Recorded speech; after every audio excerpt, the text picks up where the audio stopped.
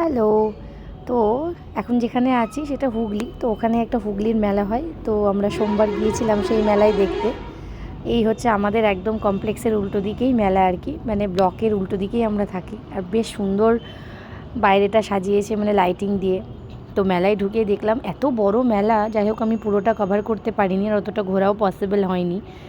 আর এদিকে জিনিসপত্র আমার শাশুড়ি মাও দেখছে, আমিও দেখছিলাম। আর আমার মেলায় গেলে সবথেকে যেটা বেশি ভালো লাগে ইউনিক কিছু দেখতে। তো এই পেনের ওপরে যে ডায়েরিগুলো হয় বেশ ফাঁকা, ওগুলো বেশ ভালো লাগছিলো। আর সবথেকে যেটা হচ্ছে একটু পলা আংটি, মানে একদম পুরো সোনার মতো। তো যাই হোক, রিসেন্টলি ভাইরাল পলা আংটি নিয়ে যে কথোপকথনটা হয়েছিল, যে আর যাই হোক পলা আংটি দিলেও আমি পরবো না, কিন্তু যাই হোক আমাকে দিলে আমি পরেই ফেলবো। তারপরে এই গাড়িগুলো দেখছিলাম, বিকজ আমার ছেলে তো যেখানেই দাঁড়াচ্ছে শুধু গাড়ি গাড়ি আর গাড়ি। এই কাপ প্লেটেরগুলো দেখছিলাম, ম্যাজিক যে বুকগুলো, এগুলো বেশ ভালো লাগছিলো, ইউনিক আইটেম লেগেছে আমার মেলায়। আর এই কাপের সেট বা দোকানে তো থাকবে, এগুলো থেকে তো কিছু জিনিস নেবই। আর সেই ভাইরাল কানের কি একটা ট্রেন্ডিং বেরিয়েছে, সেটাও দেখলাম খুব লোকে কিনছে। তারপর দেখতে দেখতেই ছোটোবেলার স্মৃতি মনে পড়ছিল, এগুলো আমার মা আমাকে কত কিনে দিয়েছে, হাঁড়ি কড়াই। তা আমার ছেলেও হাঁড়ি কড়াই এগুলো দিয়ে খেলতে ভালোবাসে।